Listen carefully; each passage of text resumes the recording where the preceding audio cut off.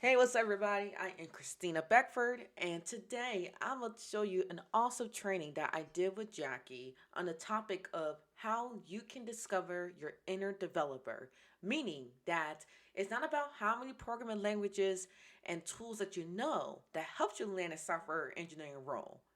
What's actually the secret is is you, your mission, and what you're trying to accomplish with your career. All right, so in this training, if you want to defeat imposter syndrome and you want to learn the secret of how you can gain more confidence as a software developer, stay tuned to this training video. It will definitely change your whole coding journey. All right, don't Boot forget camp.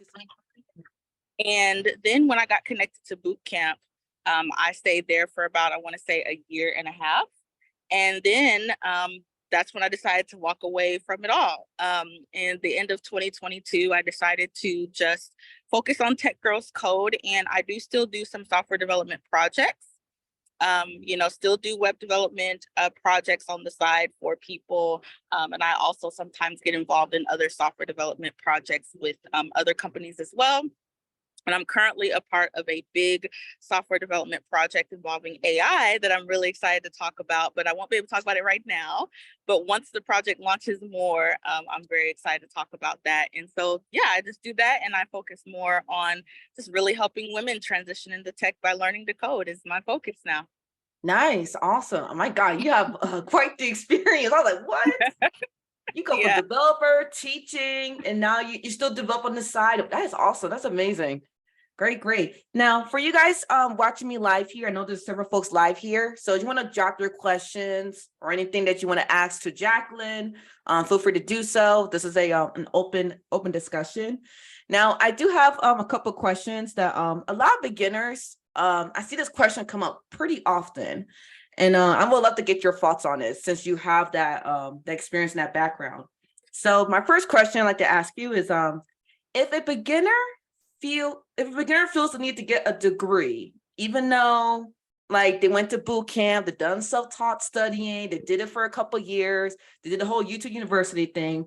What would you say to someone who's contemplating getting a degree, even though they already done boot camp, they already done all these things already, but now they feel like they feel the need to get a degree. Do you think having a degree is that imperative to be successful? So I love this question. And I will just tell you guys right now, I am your person that I love context. So I'm going to give you the context before I actually give you the full answer. So, one thing that a lot of people don't really think about is that there was a time that computer science degrees was the only thing or the only way you could ever learn like software engineering and development besides teaching yourself from textbooks. And so when a lot of people, a lot of us now say, yeah, hey, you don't need a degree to get into tech, or you don't need a degree to get into software engineering, that's actually not a new concept. Because back when I was learning to code, the only thing was go to school or teach yourself. I'm gonna just tell y'all, I didn't have the discipline to teach myself at the time. So I went to school and I went through, the 4-year education and even 6 years with my master's degree. But the reason I wanted to point that out is because there were still people during that time that were getting jobs without computer science degrees. Matter of fact, when I was working at my company that I was a developer, we actually worked with a third party company to help us do some other things. And one of the gentlemen who I worked with at that third party company did not have a degree in computer science, but he was so smart as if he did. And there were certain things that he was even teaching me at that time as a junior developer. So I just want to first knock off the myth of you have to have a computer science degree or you have to have a certain certification. Now, I do want to say that there are some nuances to this because certain things that you have to do, such as me being a professor, I had to have degrees. But if you're getting a computer science degree or a bootcamp certification all because you think it's going to make you feel better about yourself, that's the wrong motivation, because you want to make sure that you're doing it out of the right reason of this is a requirement for the specific role. And I will just tell you nowadays, and even when I was learning to code, there wasn't, not everything required those types of things. Now, like I said, I don't want to rule those out because I do have two myself, but there's I would say there's one hand. There's one hand of you have to have this for what you need to do. And then there's the other hand of, well, I'm just going to get this because, I feel pressure and I don't feel like I'm going to be who I need to be if I don't have this or anything like that. If that second reason is the reason why, scratch it. Scratch it. Because even if you are going for a computer science degree or you're going for a boot camp cert, if you're going for that reason, it's just going to feel that much harder. And coding itself is already challenging enough. You don't want to add, the wrong reason for doing it on top of it, right? So just be sure, if you really want to go after the degree or the boot camp cert, that you're doing it specifically for, I want to get these skills, but not because somebody's pressuring you to do it or you feel like you're not going to be who you need to be without it, because all that is false. You are who you are for a reason, and you don't need a degree or a certification or anything like that to, try to tell you your worth. So just leave it at the skills, but as far as you being worth it, that's already taken care of, sis. Or bro. Oh my goodness. Yep, exactly. Love it. Oh my God, yes, love it. And I love how you said that like talk about the additional pressure, like why add on additional pressure? That, listen, I don't really want to do this, but I do it because I feel it's going to help me get the job faster. Honestly, I made that mistake. I'll be the first one to say I made that mistake. I recently got my degree for computer information systems at the time, is because I thought that was the only way. And when I Googled and went on LinkedIn, everybody's talking about good degree. So I made that mistake myself, and I was sorely disappointed after I graduated that I couldn't get the job because of my degree alone. I think that was my biggest mistake that I made. So I know what you mean when you're talking about that, because I made the same mistake. So if I can help anybody else avoid that, yes, I'm gonna keep preaching on that. Yes. Now, somebody asked a really good question. It's from Sophia. Sophia asked, as an engineer with a few years of experience, I'm wondering if it's worth it to pursue a master's in coding. What is the benefit of getting a master's? Can it help to increase the number of job opportunities? That's a good question. Yeah. So the first thing I will say is, if you haven't listened to my podcast, Tech Girls Cast, yet, I have a whole series on coding bootcamp versus computer science degree. I do have a episode, though, specifically, I can't remember if it's like the third episode in the series or when, but I do break down the computer science degree at every level, from associates all the way to doctorate. So I do talk about what's the whole purpose of an associate, bachelor's, master's, and even PhD and doctorate in computer science. So that's going to really give you, the holistic, general thing of what's the whole purpose of computer science degrees at all levels. Now, I will say, as far as master's degrees, here's some more context.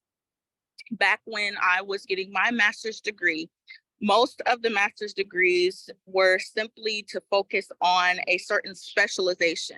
A lot of the computer science degrees back when I was learning to code was general bachelor's computer science degrees, where you learned everything from networking, the database, to coding, different languages, and all of those things. Even stuff that doesn't have to do with coding, you will learn that in computer science degrees. But in the bachelor's, it was more general. Masters are more so a specialization. So it's still kind of like this today. But what I am also starting to see is that a lot of the bachelors are even picking up on, okay, maybe we need to focus more on a specialization. So the very first thing that I will say to you is, think about your specialization. If you think about what area it is that you want to do computer science, because so many people believe computer science is one thing, but it isn't. It's so many things. If you really start breaking it down, it could be like hundreds of things, to be honest. So think about what your specialization is. It going to be cybersecurity? Is it going to be software development? Is it going to be web development? Is it going to be mobile? What's it going to be? And then find a program that really pertains to that. And so I would say, as far as the job opportunities, yeah, there's always job opportunities when you get a master's degree, but it's really going to be more about what are you looking for specifically, And even at the doctoral level too, you're going to really kind of have to think about, okay, what specifically do you want to think about? But even not so much like a general subject, but more so like, what do you want to research? Because even at the master's level, sometimes there's research as well. So it really just depends on the university, the program, or whatever it is that they have you do. So I believe I covered both of those, but if I didn't, let me know.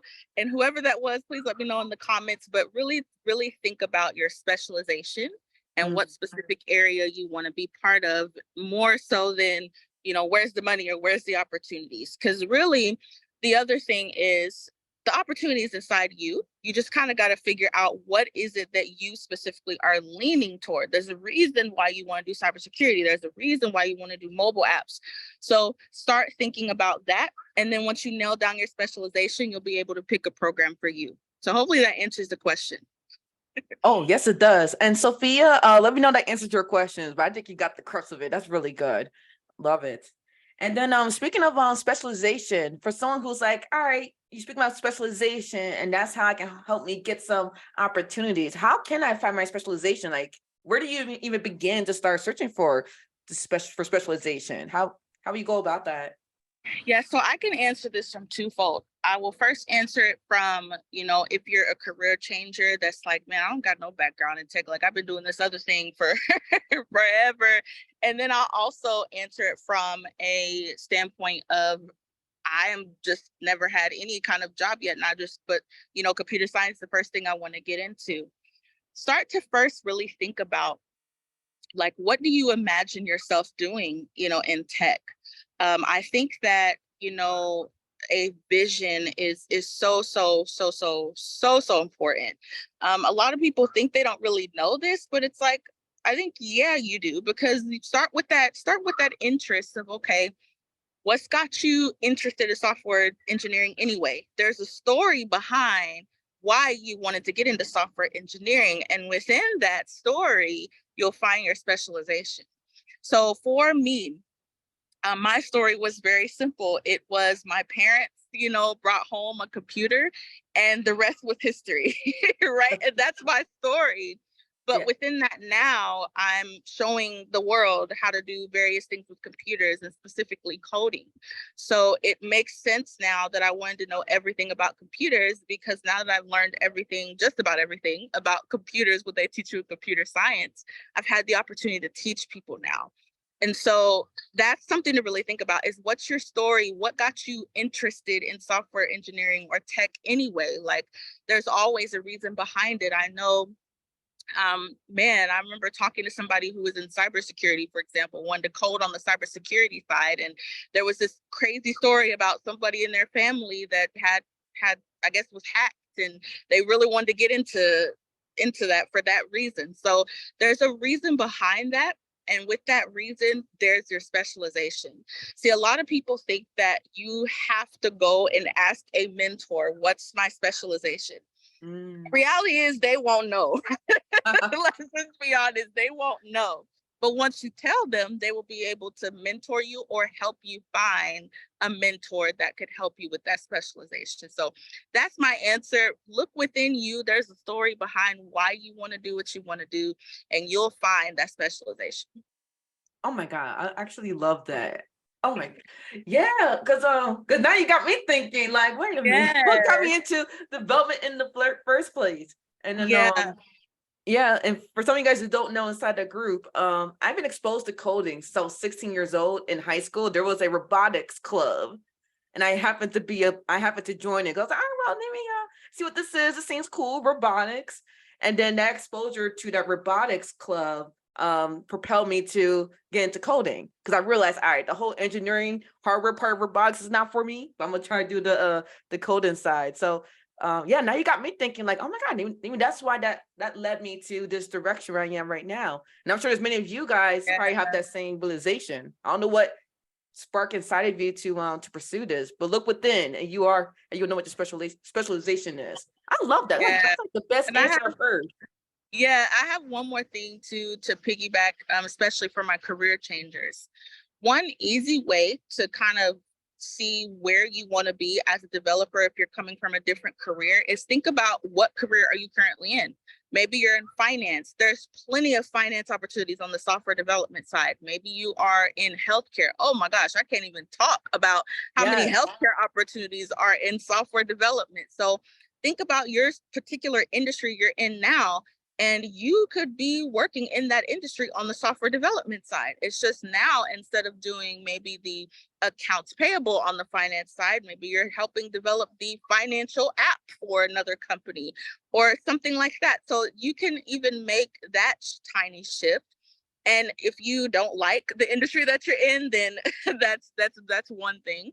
But again, go back to the story, and you will even find maybe even why you're currently doing what you're doing is part of the reason, part of your story too. But now it's just time to flip that onto the software development side. So Nice. Love it. I love that analogy of just like, hey, if you're in the industry now, you might switch over to more on the tech side. It's that simple. Love it. Now, so for some people, it may apply to some of it won't, but there's always an IT department in every industry. In every single company, there's an IT department. Just remember that. Because you love Target, go ahead and work for Target as a software engineer. I'm kidding. yeah, and even for the developer job that I had, so I told you guys I was a database developer. I was not at a database company. I was actually at an oil and gas company for the state that I lived in. So it was a state government agency, but I worked at an oil and gas agency. I know. So, but I was doing database behind the scenes for oil and gas. So it was very interesting. Like I had to even learn all these extra things, like all the counties for my state and all of that stuff. So Wow. there's those little nuances that you have to know as a developer sometimes, but I had to learn all of that, even though we did SQL Server was our database platform, and I had to manage that, but I was doing it for oil and gas company. So there's plenty of opportunities.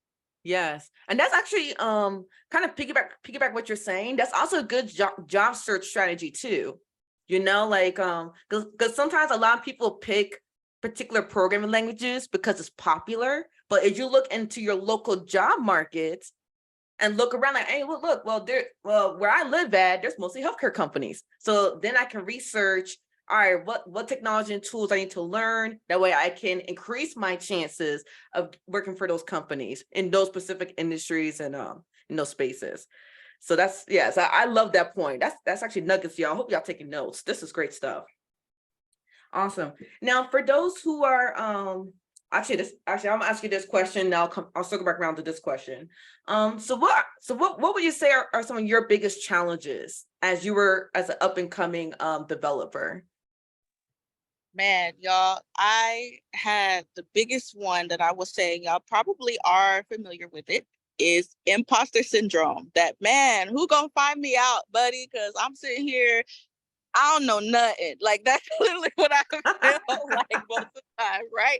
Especially Right. when I got this first job. And I don't know if y'all have heard, and some of y'all might have heard my podcast episode about how I got my first dev job with basic skills. But y'all, I got to that job and I felt so basic, like who I am, like why I'm here, what? And I talk like that because I know some of you may be feeling like that. But here's what I had to learn is that it wasn't so much that I couldn't do the job, because if they didn't think I could do the job, I wouldn't have gotten the position. It's really just more about thinking about an opportunity to grow and just an opportunity to learn, because imposter syndrome, what you may not know, this is probably an unpopular opinion, but it's an opportunity to grow. If you feel inferior some type of way, it just means, oh, I need to learn something. Let me figure out what it is that I'm dealing with that I don't know, and go ask questions, go find in a book, go do something, because that just means that you need a little bit more information to perform what they already know that you can perform. So it's not even necessarily about your ability, because your ability, and this is another thing too, your ability is not tied to a programming language. I just want y'all to know that. Your ability is not tied to a programming language. It's just tied to belief. Do you feel like you can really do it? And yes, sometimes we have that self-doubt as a way to kind of protect us, because it's like a lot of times we don't want to move forward in something that we try to do it, but we haven't learned yet. But a lot of times that's not the case. A lot of times it's just, okay, I got to get a little bit more information so I can do what it is that I need to do. Because you're going to have situations come up on the job or things like that that you may not know what to do right off the bat. Mm. And don't think that y'all's managers know all the time what to do either. It's just a lot of times they have mastered the skill of resourcefulness and learning. So that's all necessarily that you need to do. And once I learned that, the rest was history. Love it. But yeah, that was my biggest lesson. But I will say the other lesson I had to learn was everything I thought was how do I put this word? Everything I thought that was just made me, I guess maybe singled me out, was actually something that was unique. I talk about this also on my podcast too. There's an episode where I talk about, even in graduate school, I felt like I was in 4 different minority groups, and those 4 being woman, American, African American, and English speaking. Can you believe it? English speaking was a minority. And I mean, all my classes, most people were like from other countries. And I think there was like maybe 2 or 3 Americans. And when I graduated with my master's degree, I was the only American out of 10. So it was like, what in the world? And so I was like, do I really belong here? Like, I remember walking into the class and seeing some of my fellow students, and they were just smiling and just grinning. Like, okay, does that mean that they're like, does she belong? Like, who's the child here? Or are they happy to see me? So, but really, I just say this to say, you guys, those 4 things I use today as some of the biggest things that have helped me in my career, and some of the biggest things that I now use today to help empower people. And I just want you to know that that thing that you're feeling like makes you completely different, that people are just going to single you out for, that you're going to be discriminated for. No, ma'am, no, sir. Those are the things that make you unique, and those are the things that's really going to help you even at the job that you're at. And I tell people all the time, the job is solidified. You just got to walk the path. Ooh, You got to walk the path to say get it there. again. Say it again. The job is solidified. You just got to walk the path to get there. We just got to find where you're going. That's it. That's it. That's all. So, and that's really all the 2 biggest things. Of course, there are some things that I could say, but I feel like they're a little bit more nuanced. But I really just want you guys to know, I think this a lot of you probably deal with. So those 2 things, you master those 2 things, you'll be A-okay. Nice. Love it. And then what was the thing you're saying about imposter syndrome is an opportunity for what? Opportunity for growth. Okay. Love it. Imposter syndrome is an growth. opportunity for growth. It doesn't speak to your To ability. Yeah. Love it. Oh my God. Oh, you dropping nuggets. I hope y'all taking notes here. This is gold right here. Awesome. Now I do have a couple of questions in the comment section, so let's answer those. Narisa, she asked, so with people who are wanting to transition, is it important to focus on those transferable skills and soft skills that we could bring to the role? What would you like to say about that? Yes, I love this question. So, and this, I could have also answered this with the degree question as well, because I will give this example. When I was a professor, I would always say to my graduates, I said, hey, you're going to graduate with a computer science degree today with thousands of other people across the country. What's going to make you different? And that thing of transferable skills is definitely what's going to make you different, because what people don't realize is when they get the computer science degree, or they get the boot camp cert, or they take the online course, or they go through a coaching program, or whatever it is that they do to learn those hard skills, most of the time that's really only for those hard skills. So you have to really kind of look within to see, okay, what transferable skills do I have? Am I a good communicator? Am I patient? Can I work well with a group?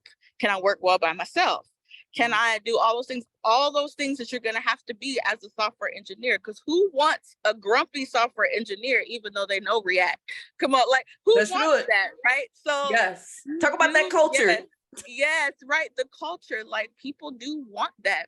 And I think even more so today, a lot of employers are thinking about the company culture. So you're going to get some very different interview questions too. So yes, focus on those transferable skills. If, like I said, if you're not patient, work on being patient. You're going to have to be with a lot of these software engineering projects. If you can't really work well with a group, you're going to have to really learn. Doesn't mean that you can't, you just got to learn. So yes, I would say yes, focus on those transferable skills. And yes, learn the hard skills, make sure you know them. But, you know, like I said, there's thousands of people every year that get those same hard skills. You want to make sure that you're able to be somewhere that really you can differentiate your unique.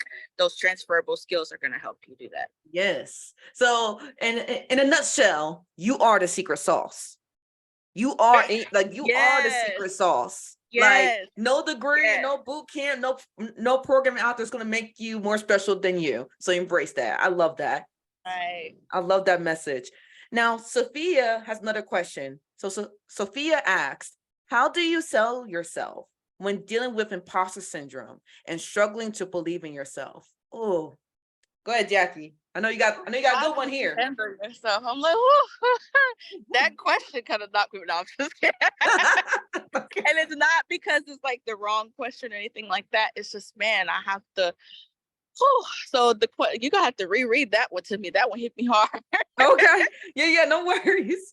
Sophia asked, how do you sell yourself when dealing with imposter syndrome and struggling to believe in yourself? Whew, yeah. First thing you got to do is you got to take care of that belief. Because if you try to go in to whether it's an interview situation or whatever it is, and you haven't settled that belief, they're gonna pick that up. They're going to pick that up more than I know JavaScript or I know this or I know that. They're going to pick that up because it's like I said in my post today, that self-confidence is going to make it appear like you don't have any of the hard coding skills. So you want to settle that belief first, because really a lot of times that's 90% of it. Right. That's really 90% of it. 10% of it is really already taken care of by you showing up and you getting those coding skills and you coming to the interview. But one thing you need to know is that by them interviewing you, they already feel like you could work for them. So it's time to go in and show them. Right. And the best way to show them, you got to first take care of that belief. One of my favorite things to do is go through a process called thought work. I asked myself 4 questions, and I can even give this later to you as well in a list as well, Christina, so you can share this Yes, with people. definitely. But the 4 questions I always ask myself about any belief, right? And I will do this because in my challenge, I talk about this too. I'll do this example. One of the main beliefs is, well, I don't have a technical background, so there's no way I can be a software engineer. Okay, we all know that's not true, but for somebody that's like on a scale of 1 to 10 has a 10 level ranking and how strong that bothers them, that's hard for them to get over. So what we have to do is we have to say, okay, look at the facts. Like, what are the facts about the situation? Well, the fact is that you don't have a background in tech. That's true. But that other part is not really true. Okay, so now we have to ask ourselves, okay, well, where does this come from? Where did this other part come from? Well, it actually came from, well, so-and-so said that I couldn't be a software engineer because I'm a woman and women don't do this and yada, yada, yada. Whatever it is for you. Then the third question is like, okay, how is this making me feel right now? Like, what is this? How is this? What's this doing to my emotions and all that stuff? Well, it's kind of making me feel defeated and inadequate and kind of giving me that imposter syndrome, right? So now you've identified where the imposter syndrome is coming from. But the last question is the most important. What's a better way to think about this? And the better way to think in this particular one of I don't have a tech background, so I can't be a software engineer is, well, all the transferable skills that I have make me unique to be able to stand out for the company that I'm going to be working for. So how you sell yourself, I believe her name was Sophia, is to think about how am I unique? The other thing as well, the other secret sauce too, is to think about, and this pertains to whoever it is you're trying to interview for, go and look at their mission and vision. Every company has a mission and vision, because I think so many people focus so much on the software engineering part, which is good because Right. ultimately you want to get a software engineering position.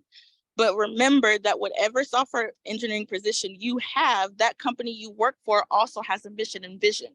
So you're going to be working on a software development team for a specific mission and vision. When I was a developer, our mission was managing assets to support education. So I knew as a database developer, I was creating these reports, doing this development stuff, because we really need to make sure that we handled our assets well to be able to give funding to other schools and universities and colleges and all of that. So money went to furthering education. That is a mission I could get behind. So really thinking about looking at that company's mission and vision, and then thinking, okay, in the interview, how can I share with them how I can help further the mission and vision as a developer? So this is why you got to know your own personal mission and vision. Because if you don't, then you're not gonna be able to know if you really align with that company. Because while you do want to do software development tasks, you want to make sure that you are aligned with that company too. Because if you're doing something where you don't really align with the vision or the mission, you're going to end up hating it. Yeah, exactly. So you just got to really be able to sell yourself that way. Tell them how you're unique with those transferable skills. Take care of those beliefs, because ultimately, usually when you take care of those beliefs, that usually takes care of it a lot of times. Yes, But you still also can know your own personal mission and vision, look at the company's mission and vision, see how you can help further that mission and vision as their developer in that position. That's what I would say for that. So hopefully that answers her. yes. And you dropped some Yeah. nuggets too. Mission and vision. So just like a follow-up question, because I was thinking about this as you were talking about your mission, your vision, your own personal one. How can you show your own personal mission and vision? And what were you trying to go through your resume? Like, how can someone show that? Yeah. Yeah. So I don't know how many people do objective statements on their resume anymore. Um, but you could show it there. But really there's some pre-work that kind of comes into play. So it's it's less of a resume kind of thing, and more so about you could kind of make it like a cover letter type thing, because the cover letter, it basically tells them, okay, your experience, but then it also says how you could help them in the company, right? Right. So I would more so kind of put it under like a cover letter aspect. But I say that to say you want to think about it more so on how you can help them, because if they're interviewing you, they know that you got the skills for it. You Right. want to think about, okay, how you personally can help them. So let's say, I'll give you guys an example for this project that I'm on. I can't talk too much about the project, but I can talk about this company's mission, and I can show you guys how it aligns.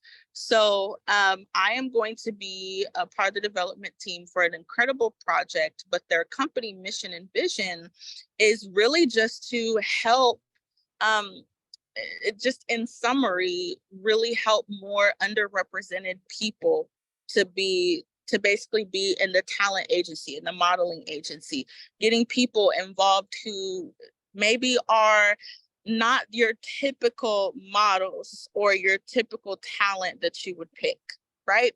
But there would be people who are underestimated, underrepresented, underdogs type of people, but they are incredible. They'll be incredible for the stage, right? Right. And so I can get behind that mission and vision, because you guys already know I'm all about helping underrepresented people get into this industry.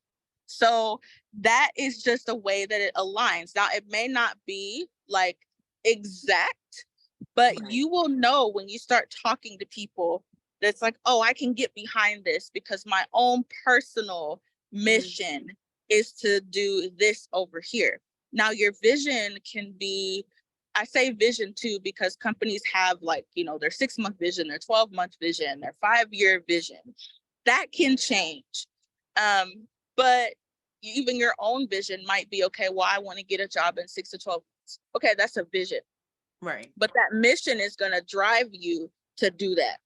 Like, what's your own personal reason? Maybe you're doing it deep down for others in your family, but then ultimately you might also want to just make an impact, and that might be your way of making an impact overall. So I would just say, really making sure that you look deep within of like, what do you believe? What are you wanting to see in the world? Because a lot of people come to me saying they want to make an impact.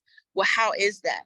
Right. And then once you determine that, you can see who you align well with, and that will minimize who you apply to. Yes. It will minimize who and how much you apply. Yes. And you start to see you'll get more callbacks. Will you reduce that? I mean, when you start applying for jobs from that perspective, you will get more callbacks, guaranteed. Yes. And I 110% agree with you with that. I went through that same experience. Like that was like 7 years ago when I applied to hundreds of applications. I was just so focused on, let me get the interview so I can get this big old payout one day. But then, and I had someone I had like a pretty good close buddy of mine. He was a senior developer, and he took me through the same path of like, hey, Christina, the reason why you're not getting callbacks because you're not being specific of what you want and how you want to make that impact. And then and ever since that mind shift, I was able to get more callbacks, more qualified leads, more quality leads, more quality interviews, and that ultimately led me to where I am today. So yes, if you guys lead your job search strategy from that perspective, you're gonna have a better quality experience instead of like everybody else on LinkedIn. Oh, I applied to 200 applications, I got nothing. Something's wrong there. Something is wrong. If you're applying 100 different companies, you're doing it wrong. So you got to take a step back and look from within, like Jackie said. That was beautiful. I love how you talked about the mission and aligning to that, and then applying for jobs based off that personal mission. Oh man, girl, you need to write a book. This is good. This is great stuff. Sneak piece. I'm in process. You're in process. There you go. Love it. All right. And Sophia, hope that answered your question. Awesome. Oh, that was a long-winded question, long-winded answer for Sophia, but that was great. Awesome. And I did have time for one more question. So one of my questions I have for you is, what part of the software engineering role that surprised you the most? Man, gee, only one part. No, I'm kidding. I know. Let's say top three. Let's say the top three things that surprised you the most about being a developer. I will say this is my number one.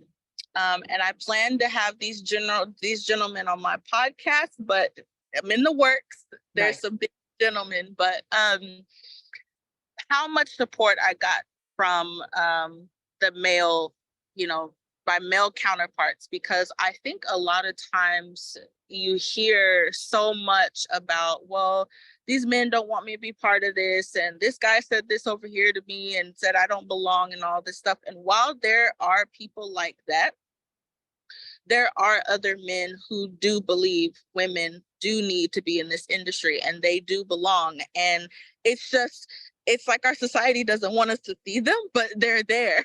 And so if you have a hard time with that, I do have a series on my podcast where there's like 7 or 8 different episodes. It's called Men in Tech, Empowering Women. And all of them on there have something empowering to say toward women. They talk about their careers and all those things. And there are men in my life that I know personally who I admire that truly do have amazing things to say and some amazing nuggets. So definitely go check that out. I think it's episodes 28 through 34. I believe. So go check those out. Nice. There's so many episodes now, I forget my numbers, but that's the first thing that I was surprised about, that I did get a lot of male support as a developer.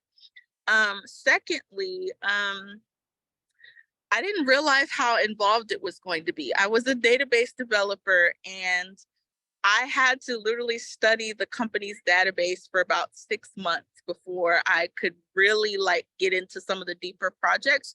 And not because I didn't know SQL, but because every company's database is different. So even though I was working for a smaller government agency, I still had to learn what the table names were, what the column names were. And I remember I even had to explain parts of our database to like a third party person that wanted to do work with us. And I remember like sweating that day and just like, oh my goodness, I actually did this, right? So we had it set up where I had to study the entire database, and then I had to make sure I memorized like 2 certain parts of the database that had to do with 2 very prominent components of the company. So that was pretty nerve-wracking. I didn't know I was going to have to do all of that. So basically the second thing I would say is the little nuances of things I had to know for my particular company. And then third, really just how I guess the process of just going through, being a developer and just like the overall process. I didn't think it was, as involved as it was, and even for me, I guess I will say this. My third thing, I was surprised at how much training there actually is on the job. I'll say that. Okay. Because with certain places, we really don't realize how much training that they will actually give us. I did have certain trainings for certain things. And I think a lot of times we try to kind of cram our learning into things, and we try to cram all these tools in, and we try to do all these things when really I would say your focus right now should be learning the languages. The tools may change from job to job.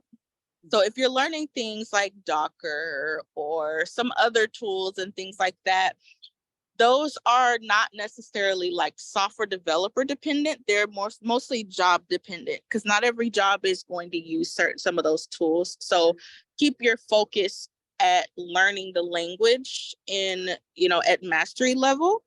And those tools will literally just come naturally to you. I'll give you another example. I did not know SQL Server reporting services until I actually started to, to work there. But I knew SQL. So when I started doing SQL Server reporting services, it's literally, I just flowed right into, I just flowed right into it because I knew SQL. So as long as you master the language, you're going to flow right into the tool.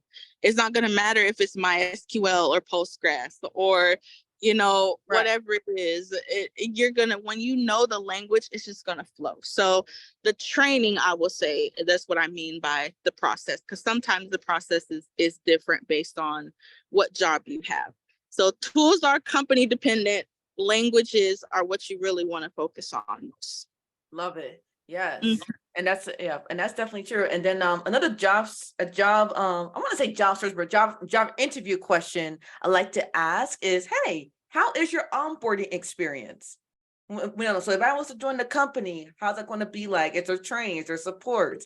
So that way, because I had worked for a company before and they didn't have the best on the job training, per se. Not saying that they're required to do that, but that's something that I value. I like having the training and support to help me grow in my role as a developer. So that's like a good interview question to ask too. Like, hey, is there onboarding support? Is there training for my specific roles, and etc. to grow from there? Awesome. All right, and thank you for answering that question. Awesome. And then I would say the last we got about 10 minutes left. So this is a great opportunity for anybody who's joining us live here. I know there's a few of us in here. You guys have any specific questions you want to ask Jackie? She's here now, live in the flesh, virtually, but virtually with us. But is there any additional questions you guys want to ask? Feel free to drop them right now, and then we'll take the time to do that. This is great stuff, by the way, Jackie. Like I said, I listened to some of your podcast episodes, and I was like, yes, I need to get you on my Software Engineer Pros, man. This is great. It's fantastic. Now, is there any so while we're waiting for the questions to come in, is there any advice to another one question that we get all the time is like, hey, how can I build my confidence? Like, I know I've been self-studying for a while, and I still feel like I'm not ready for the role. So how do I build my self-confidence? Is it just purely just a belief thing, or what else can they do to help them build their confidence? Yeah. Belief, I definitely say, is number one. But the other thing too, I think is so important to assess is the learning style best for you? Mm, Because every type of thing that you can learn, every type of way that you can learn. So computer science degrees, coding boot camp, all those things come with different learning styles. So I'll break that down. So as a computer science degree, the average computer science degree for bachelor's is 4 years, master's 2 years, PhD probably longer than that, associate's 2 years. So really, it's not so much about the length of time as it is about the pace. So a lot of the computer science degrees are a little bit slower. They may not be as involved because you do get introduced to all different kinds of languages and all different other kinds of subjects. So you don't really have a whole lot of time to go in depth on a lot of things. If you're really wanting to get into like network security or something like that, well, you don't really have too much time in the computer science degree to get into that, or into Python. You don't really have a whole lot of time to get in depth to that. But if you're somebody that's really like, I want to know, all about the computer, computer science degree, the whole purpose is teaching you about the computer, not just coding. And I think a lot of people forget that. So if you want to do that, computer science is great for you. The degree is great for you. But if you want to be more of the coding route, that's where the coding boot camps come in. However, those tend to be very fast paced. So if you are not a fast-paced person, that might not be for you. If you are, that might be good for you. Right. If you are somebody that's like doing an online course, but you feel like, man, this really doesn't have as much support for me. I don't want to just do like, chat forums and all this stuff when I have questions. Like I really want to get a mentor. Then maybe the whole online course thing isn't for you. Maybe you need a one-on-one mentor, a group coaching program, or something that's where you can really ask questions, or be part of like a monthly membership that you can go in and ask questions where they've got calls or something like that, because you may very well be able to teach yourself as a self-taught professional. But as somebody who is self-taught, the thing you're going to have to do is make sure you have discipline. Yeah. That's the big thing. If you really cannot put in the discipline to teach yourself, don't try. And I think that's where a lot of people mess up, is they're like, man, with my kind of lifestyle, I don't know if I can really do this. That you might think of having someone else teach you, just because what your life might be like right now, and it's hard for you to be disciplined. And that's the second thing as well, to really think about, what's your life like right now? Because the person who learned to code in 3 months probably doesn't have kids, probably doesn't have a whole husband, probably don't got a 12-hour-a-day job, probably don't have a newborn crying in the morning. So do not compare yourself to her, because she probably doesn't have everything you have going on. Exactly. Doesn't mean that you can't do it. It just means that you guys are in different situations and you have different nuances. Why maybe she's able to go faster than you, but because she's going faster than you doesn't mean that it's time to get out of your lane. It just means you finish, right? That's all it means. So I used to do track and field. I love watching long distance racing. I was a sprinter, but I liked watching it. I liked watching it. But the thing of what I loved about it is that that person that's last, they always like push through. They still finish. And that's the way I feel like I could compare, you guys' coding journey. It's like, even if you feel like you are the last person, you still are going to finish. You still can finish. But, the person who finished first, like I said, may have a different type of life than you, but it doesn't mean you're not going to finish. Right. So it's less about the places that you finish in and more about just finishing, just getting it done. So you're not behind. So I want to speak to those of you that think you're behind. You're not in last place. You're just in the right place. And as long as you keep pushing, you're in the right place. Boom. That's all I have to say. Yeah, love it. You got just run your race. Love it. Yeah. Just run your race, and that's it. Yeah, because I can attest to that. I could tell you how many times where I felt like see, because I got a degree too, and some of my counterparts, they got to certain job faster than I did. And I was like, God, why can't I land a single job role and everybody else seems to be zooming by? But like you said, going back to everybody has different circumstances, everybody has different learning styles. And then the biggest advice I got from my senior developer at the time is that, listen, this is regarding to those who are self-studying and they're like convinced, like, oh, I can YouTube my way to a developer role all by myself. Information alone is not enough. You need a coach and a mentor to show you the implementation of the information that you see online. Because information is out there, but nobody's teaching you how to implement what you're learning. So I think that's for some people, that's like the missing gap here. And it took me a long time to realize that, like, oh, I could just YouTube my way to a new career, but in reality, you need guidance. We all need guidance at some point. Yes. We all need Yes. guidance. And yeah, like I said, information is out there, it's all online, but somebody needs to coach you on how to implement the information to get to where you need to go. And that's what you pay for with these boot camp programs, the coaching, the group coaching, etc. I'm a big pusher of that. A lot of people don't like it. They're like, oh, you're trying to sell me something. No, no, it's not about selling something to y'all.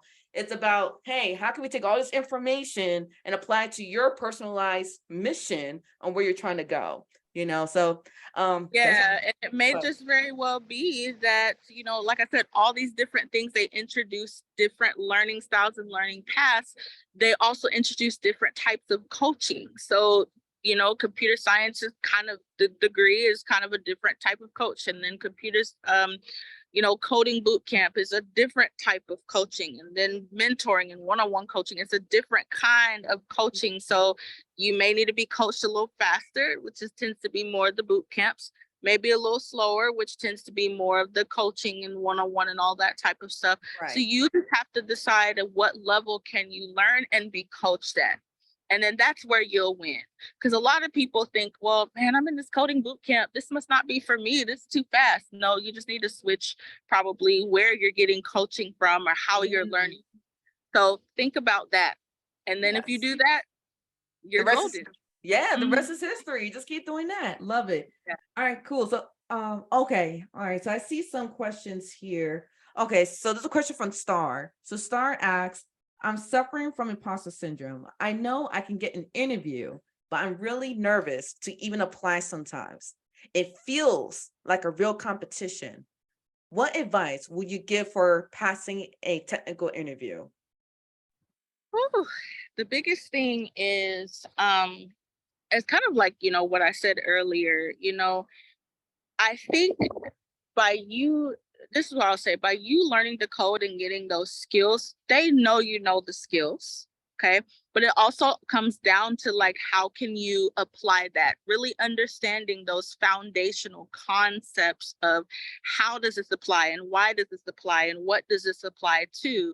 And that's how you get out of that whole tutorial jail thing too. It's like, really understanding how does this apply.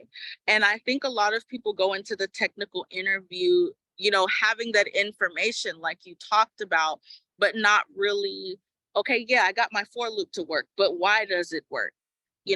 How am I supposed to use this? Or when can I use this again in a situation that might come up at work? So really understanding those foundational concepts. And this is something that I've even seen from software developers of today. Like people that I've talked to just recently have said, understand how things work, why things work. That's going to help you be able to apply in any situation. But then too, continuing to work on that belief as well, because you could be very good and you could know all of that, but then you still are kind of like, I don't know if I could do this. Now kind of analyze what those beliefs are up here, maybe why you're believing the technical interview might be hard. What is it around that? Is it something that happened, or did you hear that from somebody? Do you just not know exactly like what you need to learn? Kind of analyze why that's the case. But the biggest thing is really understanding how things work. And when you just try to do a tutorial to get some code to work, you don't really get that You don't. explanation. You So don't. you want to make sure that you thoroughly study why it works, how it works. I like to go through the who, what, when, where, why, how, framework of learning things new, because it really does help you get that. So hopefully that answers our question. Yes, I love it. Yes, I love it. I hope to answer your question, Star. And hopefully that help you give you more confidence. Just apply for that role and just and just do it. Because clearly you have the ability, just a matter of belief. All right. And Christina says, well, Christina O, not me, Christina O. Thank you for the live stream today, Christina and Jacqueline. Awesome. All right, you guys. Thank you so much for joining us live here. For those who are catching the replay, so if you're watching the replay and you have your own specific questions, feel free to drop them in the comment section. Or this video will also be posted on the YouTube channel. So if you're on the YouTube channel, you're watching, you put your questions down in the comment section, and Jacqueline will go in there and answer, or myself. Other than that, thank you so much, Jacqueline, for gracing your presence here today. You dropped so much good golden nuggets today. And you guys, go listen to our podcast. What's the podcast? Tech Girls Code, right? The name of the podcast is Tech Girls Cast. Got you there. Guys, there you go. Thank Tech you. Girls Cast. You guys, if you're following me on social media, you can go to the link in my bio. I do have my podcast link there. And if you want to learn more about what it is that I do, you can simply reach out to me here on Facebook or Instagram is where I am. Mostly I do teach women to code. And so I would be more than happy to share that with you if that's something you're interested in. All right. Sounds good. All right. You guys do the rest of your evening. And I'll see you guys next Monday for our next week's training. Now, and then let me know. Do you guys want Jacqueline to come back for a part 2? So I feel like we can go on many other topics for the next 2 or 3 hours. So if you want Jacqueline to come back, let me know in the comment section. We may do a part 2 or part 3. You never know. All right. Sounds good. You guys do the rest of your evening. I'll see you soon, Jacqueline. Thank you. Take care.